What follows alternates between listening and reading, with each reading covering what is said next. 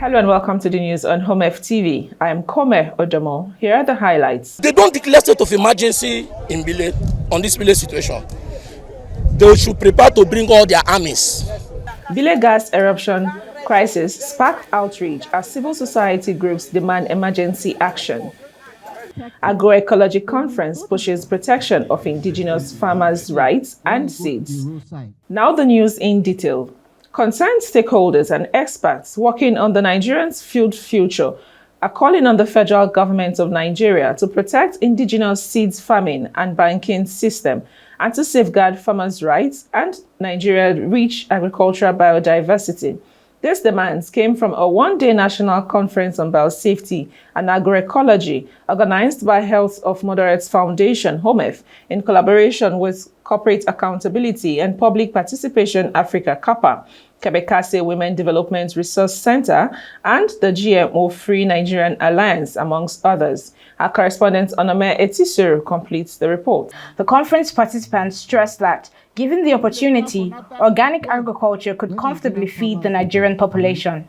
Participants called on government to critically examine the implications of the continued deployment of genetically modified organisms, GMOs, in Nigeria and assess agroecology as a viable pathway to sustainable, resilient and inclusive food systems.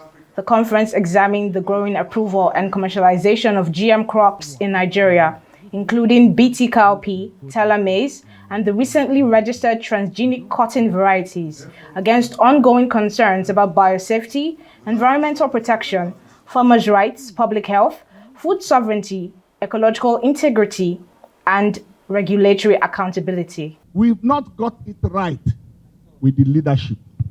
Recently, in less than 18 months, the leadership was changed 3 times. And if you look at the pedigree of the people that bring into, not that they didn't go to school, oh, they are well read. What is missing is patriotism and knowledge-based leadership of that agency. Insecurity impacts more on women farmers. Okay. They produce the corn, they produce the food, and then they are vulnerable to attacks in the farm. A lot of smallholder farmers are being raped in the farm.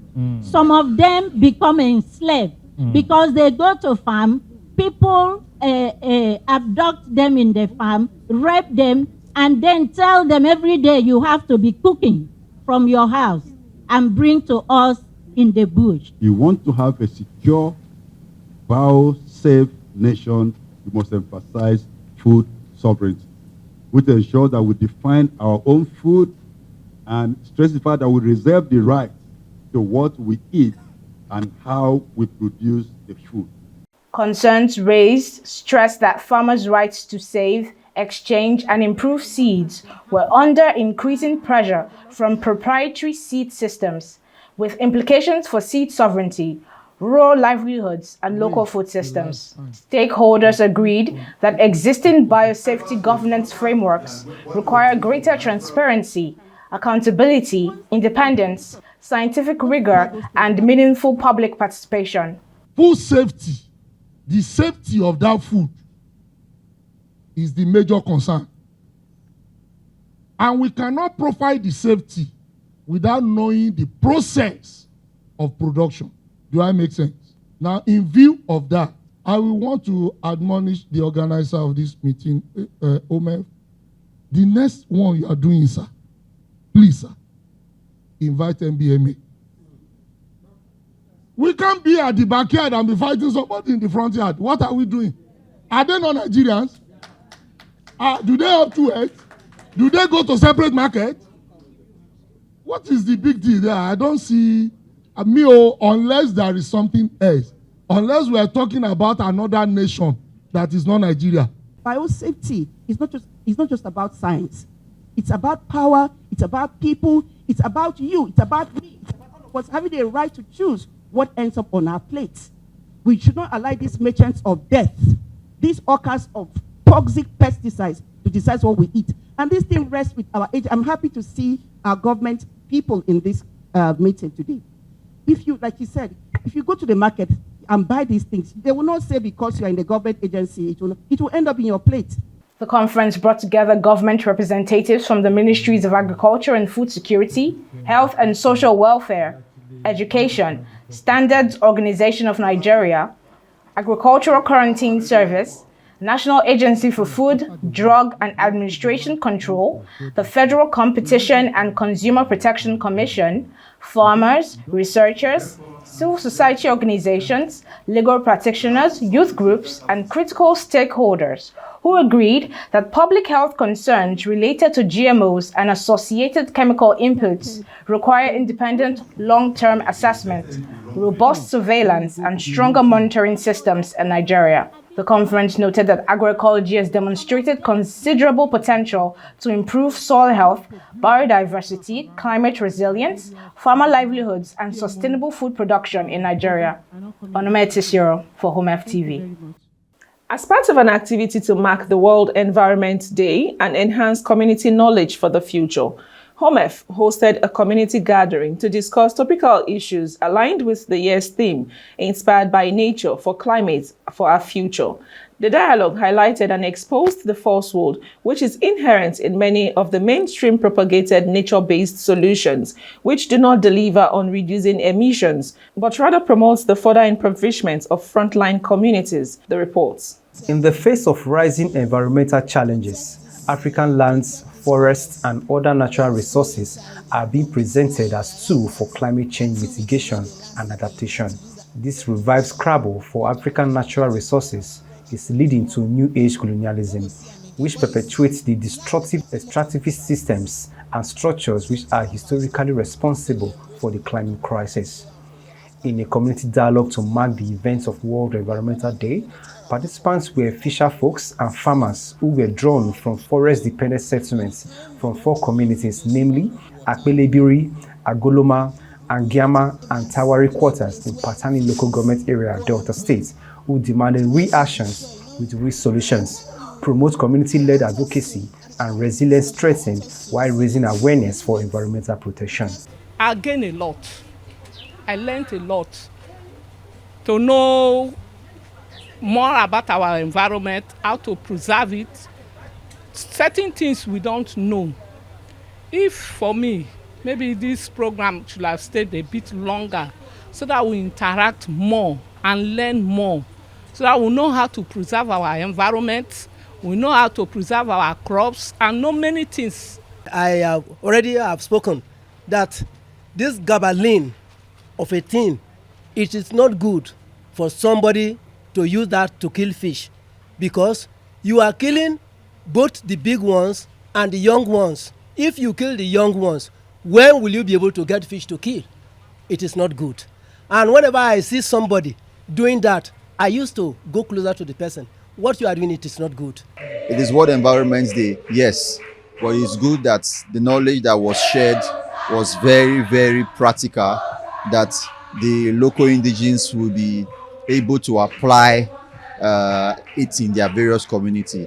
Highlighting the essence of the meeting, it was stated that the aim was to highlight and celebrate community knowledge, customs, and practices, reflect on the importance of community knowledge as the way to build resilience and drive the socio-ecological transformation, reflect on the importance of protecting and preserving nature not as a commodity but as an entity with rights to exist, and to challenge and expose false solutions and false narrative that commodify nature. It's been a very interesting conversation. The community people have shared a lot of knowledge, shared the changes that they've noticed, and they have promised working together with HOMEF and all other civil society organizations that are against false solutions to promote the protection of the environment. And we are saying yes to community knowledge, yes to our future. We are grateful that the communities were very interactive, and they also shared their knowledge and ideas on how best we can preserve and protect, our waters and, our communities, especially in relation to culture and environmental protection. The rise of several greenwashing projects that lead to community disposition and exploitation gave rise to HOMEF push for community advocacy, whose lands have been grabbed for the purpose of false solutions that still enable fossil extraction continuation. Community knowledge is highlighted, celebrated, and strengthened, forced climate solutions are debunked and exposed. Best Akbonwo for HOMEF TV.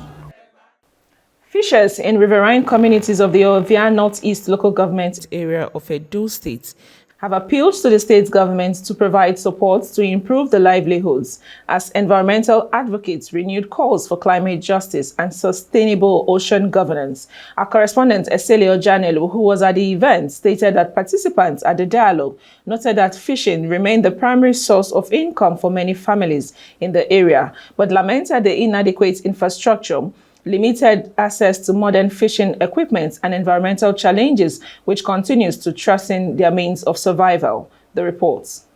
The appeal was made during the commemoration of the 2026 World Oceans Day, organized by the Health of Mother Earth Foundation in a Ekewan community, where residents, fishermen, community leaders, and environmental stakeholders gathered to discuss the protection of marine ecosystems and the challenges facing coastal communities.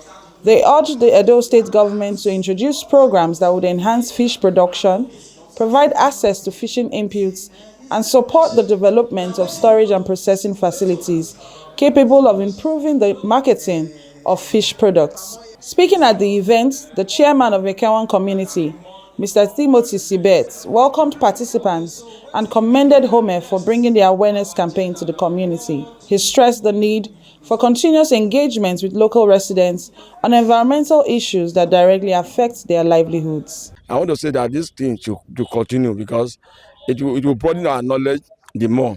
Because the more you do orientation over an issue, it will echo well in our memories. That it will go a long way to promote our cultural festival, our cultural belief, and with regard to the fishing activities with which we belong. Government should assist us, maybe by the instruments which they use killifish. They should assist us. And our women, they in fact they like something like empowerment. Or we the fishermen, or we the fisher people, we need empowerment. We need empowerment. HOME's Fossil Politics Officer, Stanley Egolo, said the program was designed to promote responsible fishing practices and raise awareness about threats to marine resources.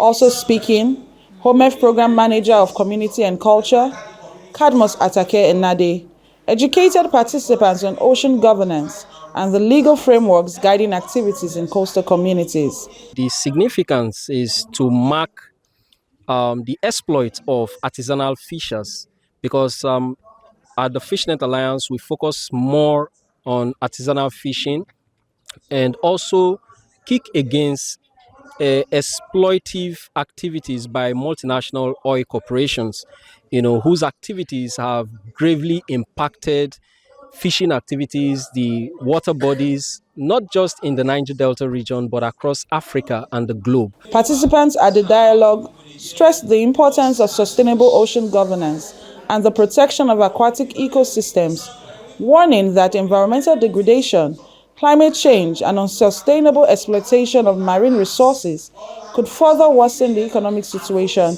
of fishing communities. Esele Ojanelu, HOMEF TV.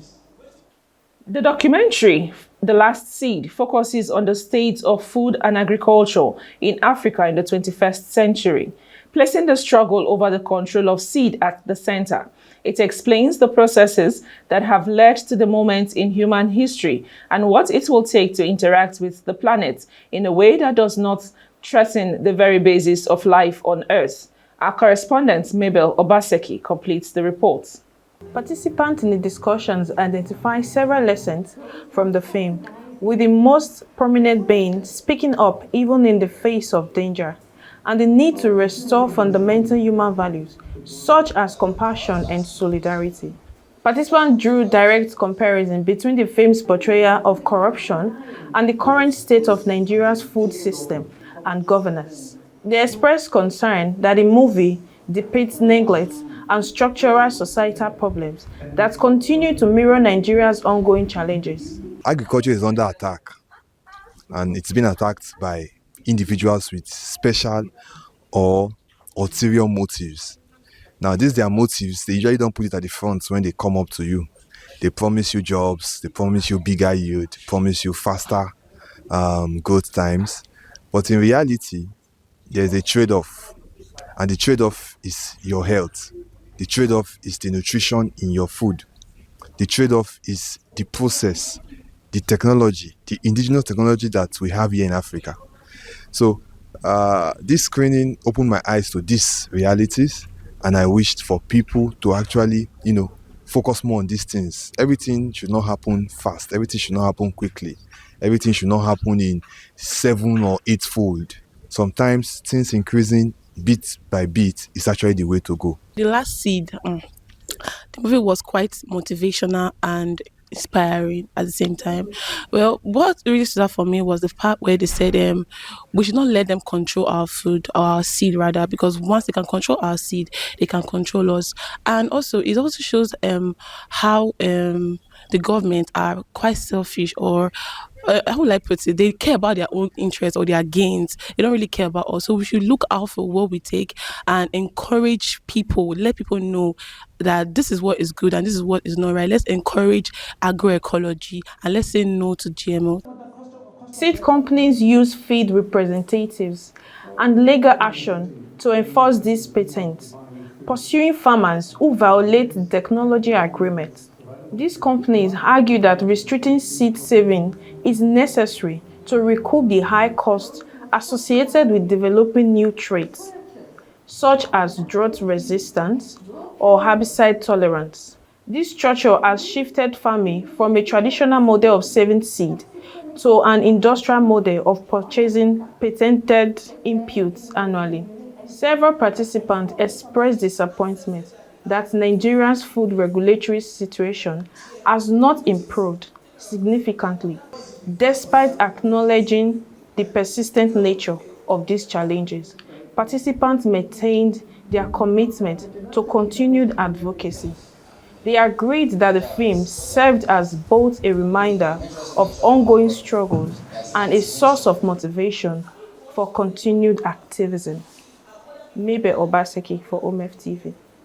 Thank you, Mabel, for that report. We'll go on a short break, and when we return, we'll go to River State in Bile community to hear about the ongoing crisis in the community.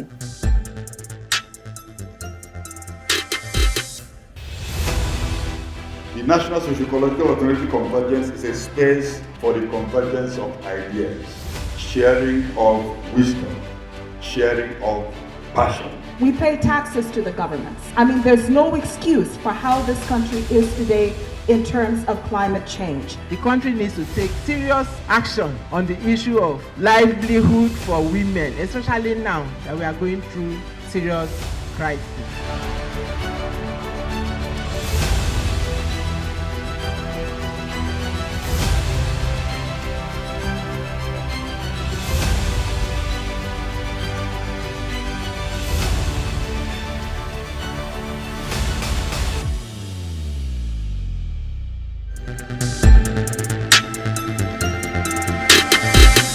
Welcome back. The Nigerian Socio-Ecological Convergence is coming up in Abuja.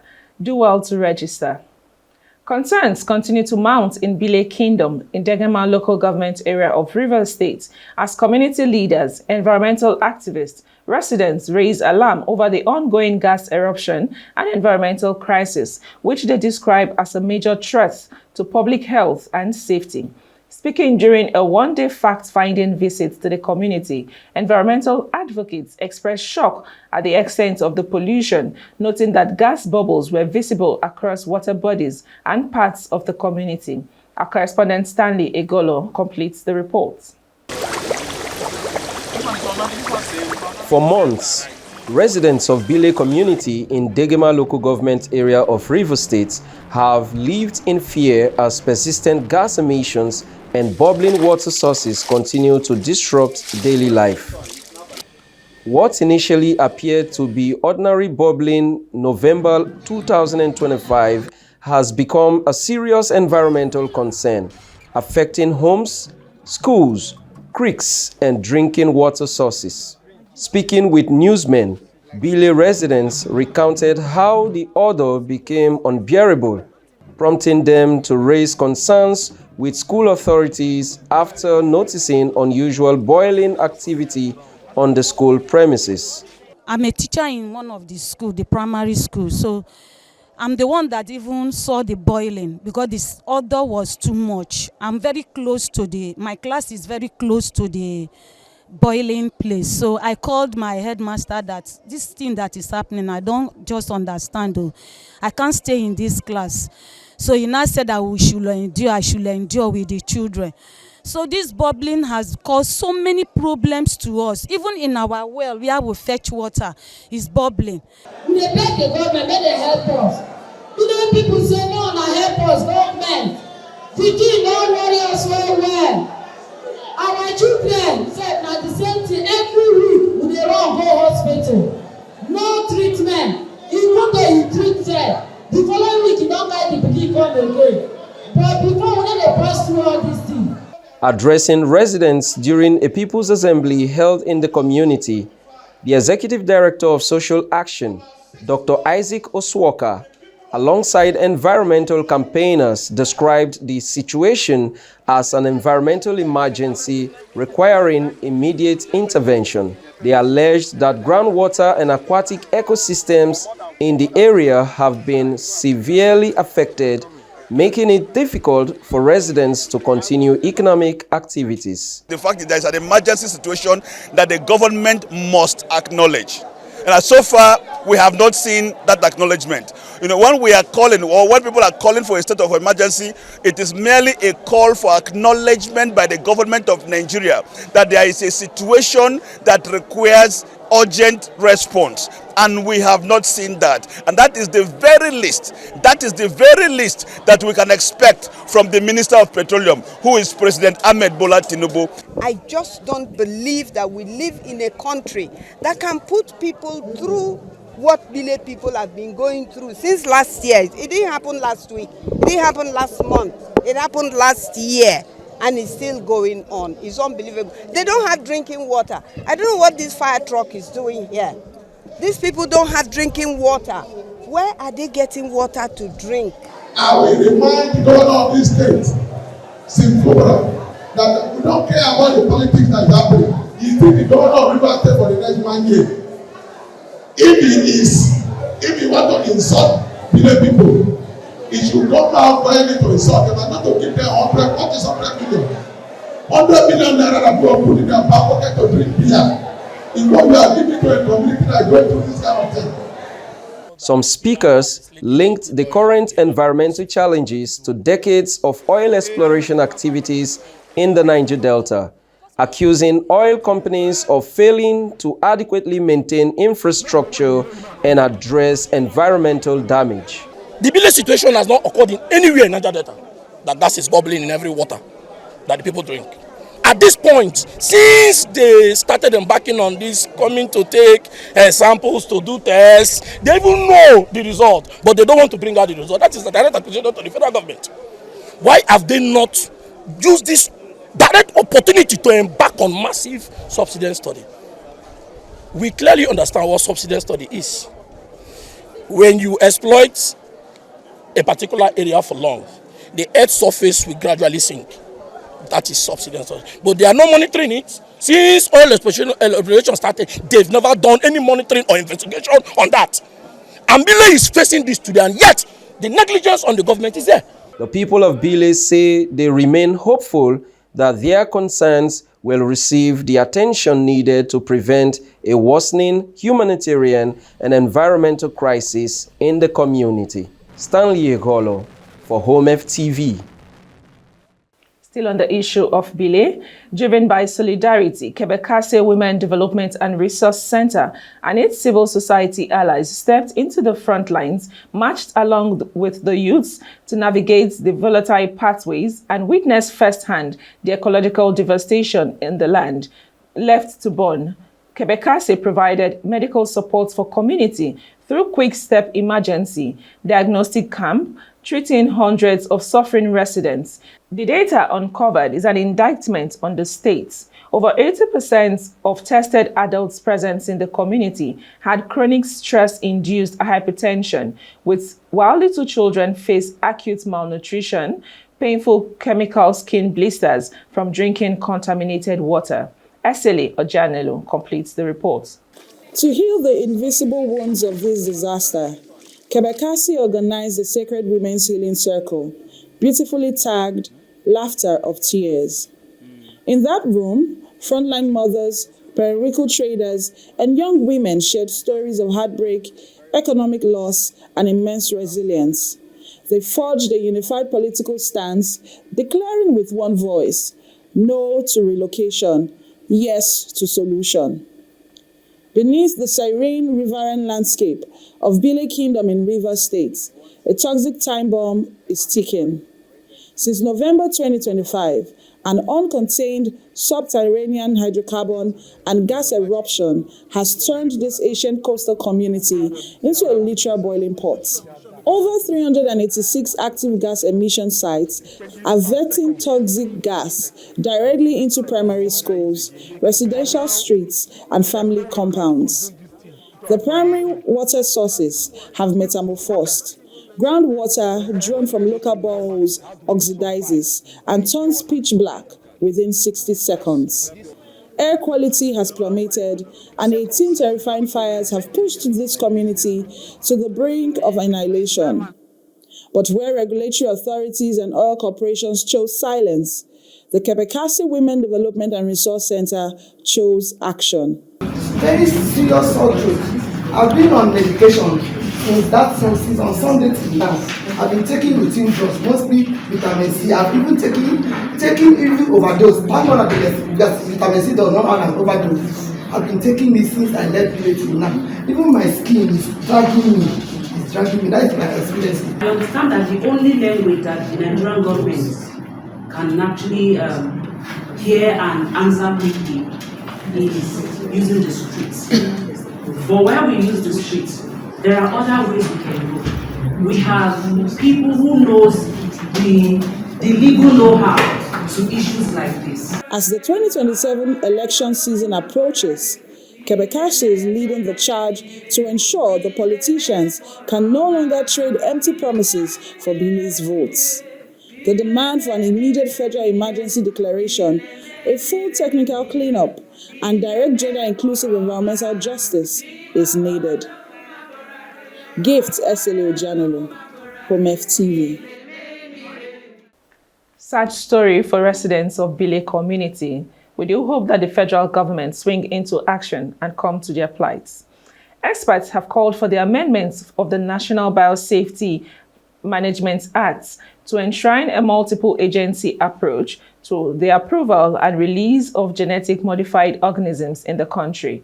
This call was made during a media training on biosafety and agroecology organized for journalists. The training forms part of HOMEF's broader advocacy efforts to promote sustainable agriculture, environmental justice, and informed public engagement on food, hunger, and famine issues in Nigeria. Onome Etisioro has the details. A one-day media training to equip journalists with accurate information about GMOs exposed the inadequacy of the regulatory body responsible for GMOs in Nigeria. A molecular biologist and a public health expert, Dr. Kasimir Ifeanyi, noted that the Act, as it is, vests so many powers in the NBMA that it does not protect consumers or Nigeria's food sovereignty. According to him, there is no default safety, and as a result, there is no consensus on the safety of GMOs in plants and food across the world. He said that verifiable data shows that 22 million Nigerians, who represent 10% of the population, live with one form of liver or kidney disease. HOMEF Director of Programs, Joyce Brown, delivering the welcome address during the training for journalists on agroecology and research advocacy, noted that by adopting GMOs, we are losing the potential of this country, which is very vast in agricultural production. We understand that the role of the media is very critical, indispensable. You have the ability to influence public opinion, including the opinion of government officials. So we are trusting that from this training, you will have, the resources, the information that you need to continue to do the good work that you do. We've employed many strategies, many approaches to this in this campaign: rallies, direct advocacy visits, festivals, trainings and conferences, research, and there's hardly any tool we have not used. So, I mean, we know that Nigeria has some structural issues, but we also know that with enough pressure and with a lot of people mounting that pressure, something can be done. And the media is very instrumental in getting a lot of people to be well informed and to take up this campaign. In another session, Program Manager, Sustainable Nigeria at Henrik Bol Stiftung Nigeria and agroecology advocate Ikena Donald Ofuegbu highlighted the power of narratives in shaping public perception, policy decisions, investment priorities, and consumer behavior. Ofuegbu noted that despite recent declines in food inflation, Nigeria's food system continues to face significant challenges, including widespread food insecurity, declining soil fertility, climate-related disruptions, biodiversity loss, rising food imports, food safety concerns, and increasing dependence on agrochemicals and genetically modified crops. Journalists, you're the most dangerous people. Not true. You guys are the most dangerous people. Past lawyer safe. You guys are very. A lawyer can say his lie in one corner. You can amplify his lie and make everybody believe that is what the Lord has said. That's what a journalist is. You shape the mind of people. You decide what will be in history. You decide what will be in the policy. You decide what the people would believe and what the people would eat. So today's age is also saying you cannot be caged, even as journalists. Whatever you call food today, some of them are no longer the way you plant and you harvest. In fact, the seeds are no longer the seeds you harvest and you plant. When you plant them, they don't germinate again because companies around the world wants to take them. Those, whatever they even plant again, they then manipulate them, add several additives again to them before it comes on your plate. Hello, it's even getting so bad that today there are also chains who don't even want you to cook in your house and cook it for you. And see, don't think that these are happening by accident. It's a deliberate, structural, economic system to take over independence, take over local livelihoods, take local seeds, and then put them in corporations that will again come back to set that for you.